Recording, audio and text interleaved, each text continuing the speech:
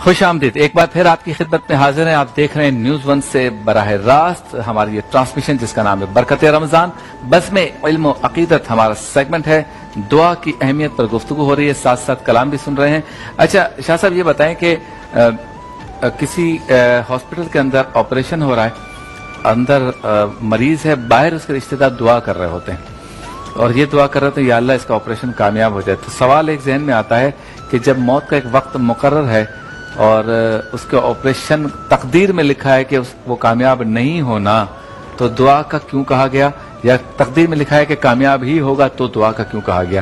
تو دعا کرنے والا جو ہے اس کے سامنے بھی بعض لوگ یہ الفاظ استعمال کرتے ہیں کہ اللہ پہ چھوڑ دو یار، جو ہوگا دیکھا جائے گا، اور کچھ لوگ کہتے ہیں نہیں دعا کرو۔ دونوں میں سے کون سا نظریہ ہے؟ دیکھیے آپ کو کس نے یہ کہا ہے کہ یہ شفا اس کو نہیں ملے گی؟ کوئی قطعی چیز آپ کے سامنے ہے؟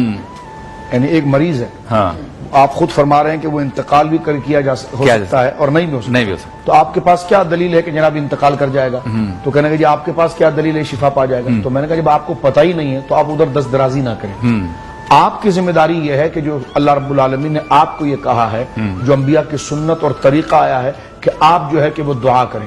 دعا کے دو دوہرے فائدے ہیں، دو گنے فائدے ہیں۔ ایک تو یہ ہے کہ اس کی شفا کو اللہ رب العالمین نے دعا کے ساتھ معلق کر دیا ہو، ٹھیک ہے، یعنی تقدیر اس کی یہ ہے کہ اگر کوئی اس کے لیے شفا کرے دعا کرے گا تو ہم شفا دے دیں گے۔ واہ واہ واہ۔ اور ایک یہ ہے کہ کوئی دعا کرے گا بھی تب بھی ہم اس کو ابھی اس کی موت کا وقت آ چکا ہے، یہ دو چیزیں اس پر ہم بات کو سمجھ سکتے ہیں۔ اب یہ ہے کہ اگر دعا پر اس کی صحت معلق ہے کہ دعا کی جائے تو دعا کے ذریعے اس کی صحت مل جائے، تو ایک فائدہ تو آپ کو ظاہراً مل گیا، ٹھیک ہے۔ اب دعا کا دوسرا فائدہ یہ ہے کہ اگر اس نے صحت نہیں پانی، اللہ کے علم ہے کہ وہ اسی وقت انتقال کر جائے گا، لیکن دعا کرنے کا دوسرا فائدہ یہ ہے کہ دعا صرف طلب حاجت نہیں، اللہ کے حضور درخواست انکساری ہے جو خود ایک عبادت ہے، اور اس عبادت پر اللہ اجر عطا فرمائے، تو وہ اجر اللہ آپ کو بھی عطا فرمائے گا، اس کو بھی عطا فرمائے گا۔ کیا بات ہے۔ تو لہٰذا یہ سوال اس طریقے سے حل ہو جاتا ہے کہ اس میں پڑھنے کی بجائے کہ ہمیں کیا لکھا ہے کیا نہیں لکھا، تو اگر نہیں لکھا ہے تو اللہ رب العالمین اس پر اجر عطا فرمائے گا، اور لکھا ہے تو اس کے ذریعے اللہ رب العالمین شفا عطا فرمائے گا۔ اچھا جب کہا جاتا ہے دعا بلاؤں کو ٹالتی ہے، وہ بھی اسی زمرے میں لائیں؟ جی بالکل، وہ تو حدیث پاک کے اندر موجود ہے۔ دیکھیے تقدیر یعنی اللہ رب العالمین جل وعلا نے جو بندوں کے لیے فیصلے فرما دیے ہیں ان کی پیدائش سے پہلے، یعنی یہ نہیں کہ جو اللہ نے لکھ دیا ہے میں نے اور آپ نے وہ کرنا ہے، یہ نہیں، پھر تو مجبور ہو گئے ہم، صحیح، بلکہ ہم نے جو پیدا ہو کر کرنا تھا وہ اللہ پہلے سے جانتا تھا، تو اللہ رب العالمین نے اس کو لکھ دیا۔ یعنی آج بھی ایک چھوٹے سے ٹیکسٹائل یا فیکٹری یا کسی بھی مینوفیکچرنگ کا کام کرنے والا شخص اتنا تو تجربہ اپنے اعتبار سے رکھتا ہے کہ میں اگر یہ ٹیلی ویژن بنا رہا ہوں، میں یہ فلاں چیز بنا رہا ہوں، تو اس کی گارنٹی دیتا ہے کہ 1 سال تک اس کو کچھ نہیں ہوگا۔ صحیح، ابھی نہ وہ بنی ہے، ہاں ٹھیک ہے نا، نہ وہ آگے چلی ہے، نہ وہ مارکیٹ کے اندر آئی ہے، لیکن جو اس نے اس کے اوزار بنائے کہ یہ چیز اس کے اندر لگے گی نا، تو اس میں یہ 1 سال تو چلے گی، اس سے کم نہیں چل سکتی۔ صحیح۔ تو دیکھیں انسان کا علم ناقص ہے، لیکن وہ ناقص تجربے کے ساتھ اندازہ لگا لیتا ہے کہ میں جو چیز بنا رہا ہوں یا جو چیز میں تخلیق کر رہا ہوں، جو میں چیز سنوار رہا ہوں، وہ اتنا عرصہ گھیرے گی۔ تو اب دیکھیں انسان کا علم ناقص ہے، ناقص علم اپنے تجربے کو جانتا ہے، تو تقدیر کا معنی بھی اندازہ لگانا ہوتا ہے، لیکن اللہ کے لیے جب یہ معنی کیا جاتا ہے تو اس کا معنی اندازے کے نہیں ہوتا، علم کا ہوتا ہے۔ تو اللہ رب العالمین نے جب بندے کو پیدا کرنے کا ارادہ فرمایا تو اس کے علم ازلی میں یہ بات موجود ہے، کیونکہ اللہ کا علم تو مسلسل ہے، یہ نہیں کہ جب کام ہوگا تو اللہ جانے گا، اللہ تو کام ہونے سے پہلے سے جانتا ہے کہ یہ کام ہوگا۔ تو اللہ رب العالمین نے بندے کو پیدا کرنے سے پہلے اس بات کو جانا ہے اور جانتا ہے کہ اس بندے نے دنیا میں جا کر کیا کرنا ہے، وہی چیز اللہ رب العالمین نے اس کے لکھ دی ہے، اور وہ تقدیر ہے۔ اب اس کی 2 قسمیں، چند چیزیں ایسی ہیں کہ جو بالکل اٹل ہے، کتنا اس کو رزق ملے گا، کتنی اس کی اولادیں ہوں گی، اور کتنی جناب جو ہے کہ وہ اس کی موت کب واقع ہوگی، یہ چیز اٹل ہے، اس میں تبدیلی نہیں ہو سکتی۔ صحیح۔ لیکن اس میں بھی ایک قسم یہ رکھی گئی ہے کہ اللہ رب العالمین نے یہ فرمایا، جیسا پیارے حبیب فرماتے ہیں علیہ السلام، جو رشتہ داروں سے قطع تعلق کرتا ہے، اپنے رشتہ داروں سے نفرت کرتا ہے، اپنے بھائیوں سے، اپنی بہنوں سے، اپنے چچزاد سے، اپنے ماموزاد سے، اپنی خالاؤں سے، پھوپھیوں سے نفرت کرتا ہے اور ان کا حق ان کو نہیں دیتا، یا ان سے محبت میں پیش نہیں آتا، قطع تعلق کرتا ہے تکبر کی نیت سے، کبر کی نیت سے، ہاں اگر اس کو یہ خطرہ ہو کہ ان کے ساتھ ملوث ہونے سے میرے اخلاق، میرے بچوں کے اخلاق، یا میرا عقیدہ یا میرے بچوں کا عقیدہ خراب ہو سکتا ہے، تو وہاں وہ گنجائش نکلتی ہے۔ لیکن اپنی ذات کے حوالے سے اگر وہ قطع تعلق کرتا ہے تو اللہ رب العالمین کے پیارے حبیب فرماتے ہیں کہ جو عزیز رشتہ داروں سے قطع تعلق کرے گا اس کی عمر گھٹ جائے گی، اور جو رشتہ داروں کے ساتھ اپنے تعلقات کو بڑھائے گا اللہ رب العالمین اس کی عمر کو بڑھا دے گا۔ تو یہ اللہ رب العالمین کے علم کے اندر ہے کہ یہ قطع تعلق کرے گا کہ نہیں کرے گا، تو جو اس نے کرنا تھا اس وقت اس کی موت کو لکھ دیا گیا۔ کیا بات ہے۔ اچھا، دعا کروانا، مطلب ایک تو کروانا ہوتا ہے کہ حضور میرے لیے دعا کیجئے گا، تو کیا یہ کہنا صحیح ہے؟ اور سامنے والے جس کو یہ کہا گیا، اب جب اس نے ایکسپٹ کر لیا کہ ہاں میں انشاءاللہ ضرور دعا کروں گا، اس کے لیے کیا اب یہ ضروری ہو گیا کہ اس کے لیے دعا کریں؟ دیکھیے، جب اس نے یہ ارادہ کیا، مثلا آپ نے مجھ سے یہ کہا کہ آپ میرے لیے دعا کریں، اس وقت میں نے اگر آپ سے یہ کہہ دیا جزاک اللہ بھی کہا تو دعا ہو گئی۔ اچھا، میرا یہ کہنا صحیح ہے؟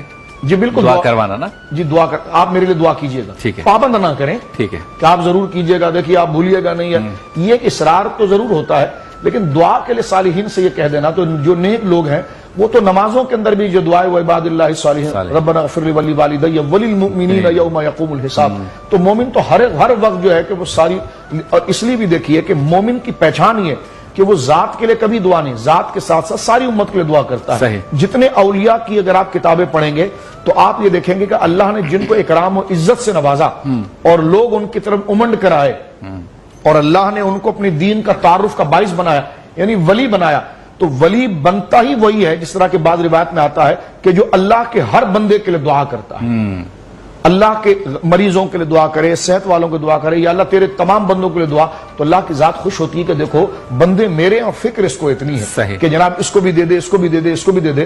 تو الخلق عیال اللہ، اللہ کی جو خلق اور اللہ کے جو بندے وہ مثل اللہ کی فیملی اور کنبے کے، تو جو ان کے لیے دل کو نرم کرتا ہے تو اللہ کی رحمت اس پر برسنا شروع ہو جاتی ہے۔ تو لہٰذا دوسروں کے لیے دعا کرنے سے بندہ خود اللہ کی نظر کے اندر محبوب ہو جاتا ہے، اور دعاؤں کی درخواست کرنی چاہیے۔ یہ انبیاء کرام کی سنت ہے، یہ صحابہ کرام کی سنت ہے، یہ صالحین کی سنت ہے، اور نیک آدمی سے دعا کرانے سے کہ جس کے جو ہم تو گناہگار ہیں، لیکن وہ شخص ایسا ہے کہ غیر انبیاء اگر ہے تو وہ معصوم تو نہیں، لیکن کثرت استغفار، اللہ سے معافی مانگنے کی وجہ سے اور دل سے معافی مانگنے کی وجہ سے اس کے احوال ہمیں نظر آتے ہیں کہ وہ شریعت مطہرہ کا پابند ہے، وہ تقوی طہارت کا پابند ہے، ہر وقت وہ ہمہ وقت ذکر میں ہوتا ہے، وہ ہر قسم کی غلط کاموں سے بچتا ہے، یہاں تک کہ خلاف اولا جیسی چیزوں سے بھی بچتا ہے، حرام تو بہت دور کی بات ہے۔ تو اس کی زندگی کے معمولات ہمیں بتاتے ہیں کہ یہ اللہ سے ڈرنے والا اور اللہ کے احکام پر عمل کرنے والا ہے، یعنی صاحب تقوی ہے، تو اس کی نیکیاں زیادہ ہے، وہ اللہ کے سانے بندوں میں سے ہے، تو اس سے دعا کرائی جائے تو وہ دعائیں اللہ رب العالمین کی بارگاہ میں مقبول ہوتی ہے۔ یہی صحابہ کرام کا طریقہ تھا کہ سرکار علیہ السلام نے حضرت مولا مرتضیٰ اور سیدنا فاروق اعظم کو اویس قرنی کے پاس نہیں بھیجا، مسلم شریف کے حدیث ہے کہ جاؤ اور اویس قرنی سے کہو، حالانکہ اویس قرنی کا رتبہ کہاں اور کہاں فاروق اعظم، کہاں حضرت اویس قرنی، کہاں مولا مرتضیٰ۔ لیکن آپ دیکھیں یہاں پر یہ بات بھی بتائی گئی ہے کہ اگر مرتبے میں بھی کم ہو اور اس کے پاس اگر اچھائی ہو تو بڑے لوگ، اس لیے بڑے بزرگوں کو بھی آپ نے دیکھا ہوگا کہ وہ آپ سے کہیں گے کہ جناب آپ میرے لیے دعا کیجیے گا، تو لوگ کہیں گے جناب آپ تو خود بڑے بزرگ ہیں۔ تو یہاں پر آپ دیکھیں سرکار فاروق اعظم اور سرکار مولا علی کتنا اونچا رتبہ ہے، یعنی ان سے کیا مقابلہ اویس قرنی کا، اویس قرنی کا رتبہ کہاں پر ہے ان کا، لیکن سرکار سیدنا سید التابعین سیدنا اویس قرنی رضی اللہ تعالیٰ کا رتبہ ہمارے مقابلے میں بہت بلند ہے۔ تو سرکار دو عالم صلی اللہ علیہ وسلم نے اس اہمیت، دعا کی اہمیت اور تقوی کی اہمیت کو ظاہر کرنے کے لیے فرمایا کہ عمر تم اور علی جاؤ یمن، اور یمن جا کر تم جو ہے وہ ملاقات کرو اویس قرنی سے، کیونکہ وہ اپنی ماں کا بڑا فرمان بردار ہے اور میرا بڑا عاشق ہے، تو اپنی ماں کی اطاعت کی وجہ سے وہ حضور علیہ السلام سے ملنے نہیں آئے، اور ان سے دعا کیا کرائی فاروق اعظم نے اور حضرت علی نے کہ سرکار کی ساری امت کے لیے دعا کرو، ان کی مغفرت کے لیے دعا کرو۔ جب آپ دیکھیں یہ تو مسنون طریقہ ہے، سرکار کی خود ایما پر ہوا ہے، اور بڑے لوگوں نے جا کر چھوٹوں سے دعا کرائی ہے، تو پھر چھوٹے جا کر بڑوں سے دعا کیوں نہ کریں؟ کیا بات ہے، ماشاءاللہ۔ تو دعا خود بھی کیجئے، باقی لوگوں کے لیے، تمام لوگوں کے لیے، تمام مومنین کے لیے، اور خود بھی ریکویسٹ کیجئے دوسروں سے، بالخصوص صالحین مل جائیں کہ وہ آپ کو اپنی دعاؤں میں یاد رکھیں۔ چلتے ہیں بریک کی جانب، بریک کے بعد ہوتی ہے آپ سے دوبارہ ملاقات۔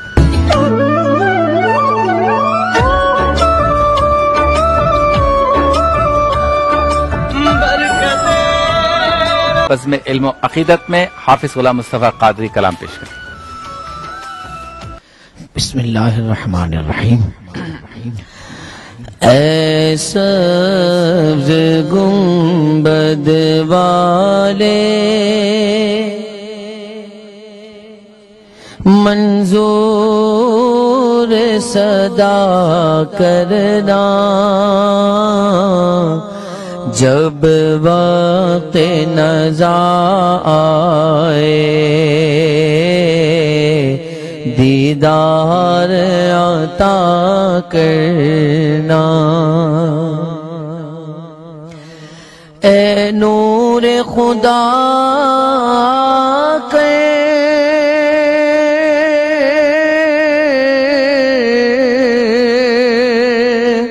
آنکھوں میں سما جانا،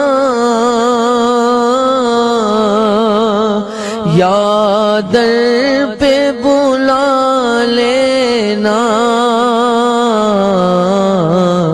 یا خواب میں آ جانا، یا در پہ بلا لینا، یا خواب میں آ جانا۔ اے پردہ نشین دل کے پردے میں رہا کرنا،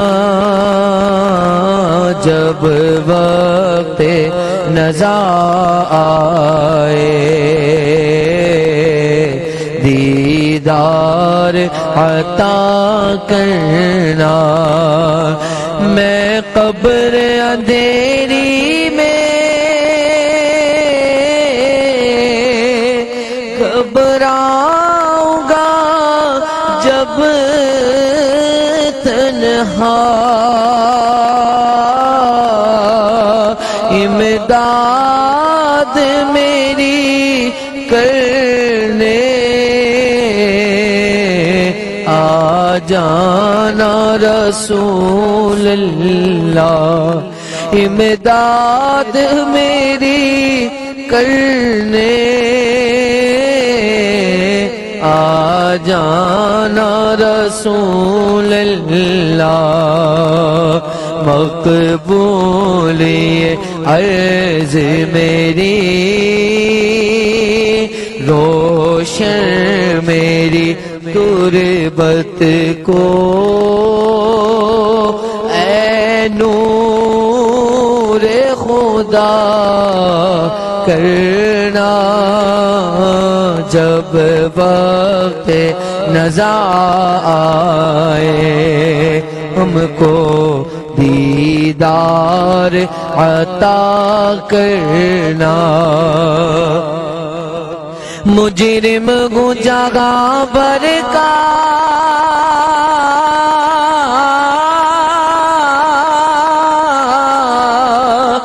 مگشے میں پرم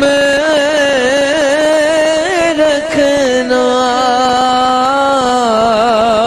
رسوائے زمانہ ہوں، دامن میں چھپا لینا، مقبول یہ عرض میری للہ ذرا کرنا، جب وقت نزا آئے ہم کو دیدار عطا کرنا۔ سبحان اللہ۔ چہرے سے ضیا پائی ان چاند ستاروں نے، اس در سے شفا پائی، دکھ درد کے ماروں نے، آتا ہے انہیں صابر ہر دکھ کی دوا کرنا جب وقت نزا آئے دیدار عطا کرنا. سبحان اللہ سبحان اللہ ماشاءاللہ کیا بات ہے.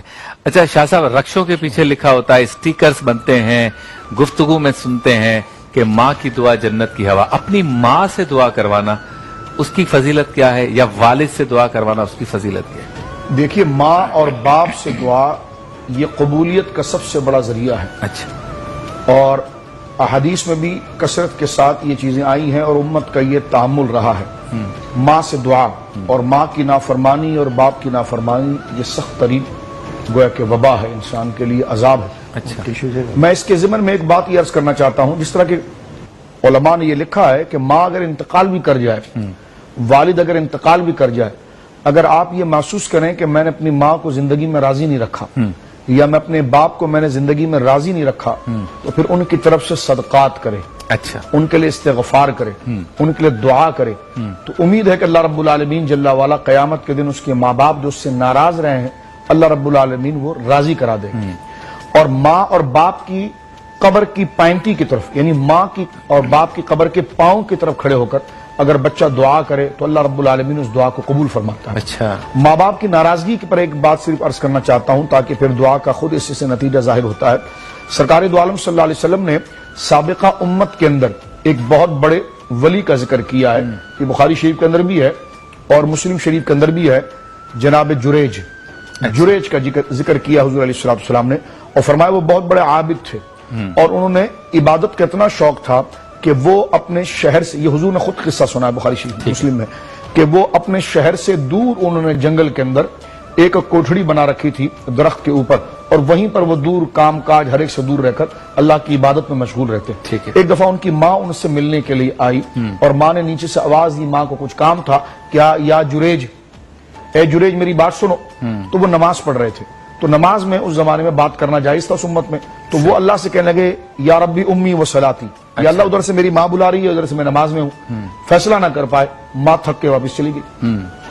دوسرے دن ماں پھر آئی اور ماں نے پھر نیچے کھڑے ہو کر کہا جریج مجھے تجھ سے کام ہے میری بات سن. اب وہ نماز میں تھے یہاں تو ہم کوئی کام عجیب و غریب کر رہے ہوتے اور ماں باپ کو جواب نہیں دیتے وہ تو نماز کی حالت میں تھے. اور آپ اس پر دیکھیں کہ نماز کی حالت میں انہوں نے کہا کہ ربی امی و صلاتی یا اللہ میری ماں اور میری نماز. جب تیسرے دن ماں کے ساتھ انہوں نے جواب دیا نا تو ماں نے لوٹتے وقت اس کا ماں کا دل دکھ گیا. ماں نے لوٹتے وقت کہا کہ تو بہت بزرگ ہے لوگ تیری بڑی تعظیم کرتے ہیں لیکن تو اس حال میں نہ مرے جب تک کہ یہ لوگ تیرے کو مارنے کے پیچھے نہ آ جائے اور تجھے کوئی گندی تہمت تیری طرف نہ آ جائے. اچھا. یہ کہنا تھا کہ کچھ حاسدین اس علاقے کے اندر جناب جریج کے تھے انہوں نے ایک گویا کہ عورت پر سے کہا کہ جناب جو ہے کہ وہ جو تیرے پیٹ میں بچہ ہے تو الزام لگا دے کہ جناب یہ جریج کا ہے. اچھا. اور جریج نے میرے ساتھ بدفعلی کی. اب جب اس نے یہ اعلان کیا لوگوں کو جمع کیا اور اس نے کہا کہ جریج نے یہ کیا ہے تو لوگ ظاہر سی بات ہے کچے کام کے ہوتے ہیں وقتی محبت ہوتی ہے وہ بھی ساتھ میں تیار ہوئے اور لاٹھی سوٹا لے کر وہ آ گئے اور انہوں نے جریج کا آواز دیا کہ اترو نیچے تم یہاں پر نمازیں پڑھتے ہو اور یہ کام کرتے ہو. تو انہوں نے کہا کیا ہوا تو کہا تم نے اس عورت کے ساتھ بدکاری کی ہے. تو کہا یہ کیا بات کر رہے ہو. کہا ہاں. جب انہوں نے اصرار کیا تو ان کو ماں کی بات یاد آئی. انہوں نے کہا میں اپنے آپ کو تمہارے حوالے کر دیتا ہوں لیکن مجھے ایک دفعہ میری ماں سے ملنے دو. یہ بخاری شریف میں. تو کہا جب وہ لوٹ کر نیچے آئے اور اپنی ماں کے پاس گئے تو ماں حجرے کے اندر تھی تو دروازے پر کھڑے ہو کر کہا کہ ماں جو تو نے کہا وہ ہو گیا اب تو دعا کر دے کہ اللہ مجھے بچائے. تو ماں نے کہا کہ تو نے وہ کام تو نہیں کیا. کہا نہیں کہ اللہ تجھے بچائے گا. وہ لوٹ کر آئے اور انہوں نے یہ کہا کہ آؤ ذرا مجھے اللہ معنی لکھتے ہیں کہ اس عورت سے پوچھو کہ میں نے اس کے ساتھ بدکاری کی تو جگہ کون سی تھی. انہوں نے کہا جی وہ درخت کے نیچے تھی. کہا لے جاؤ مجھے وہاں پر. لے گئے. آپ نے درخت کے پتے کو پکڑا تو پتے پتے سے آواز آتی تھی کہ جریج بے گناہ ہے. یہ آپ کی کرامت ظاہر ہوئی. آپ نے کہا وہ بچے کو ذرا لے آؤ کہ جس کو تم میری طرف منسوب کرتے ہو. بچہ پیدا ہو چکا تھا. آپ نے اس کے بطن پر ہاتھ رکھا پیٹ پر انگلی رکھی اور کہا اے جنین اے کچے بچے ذرا یہ بتا کہ تو کس کی اولاد ہے.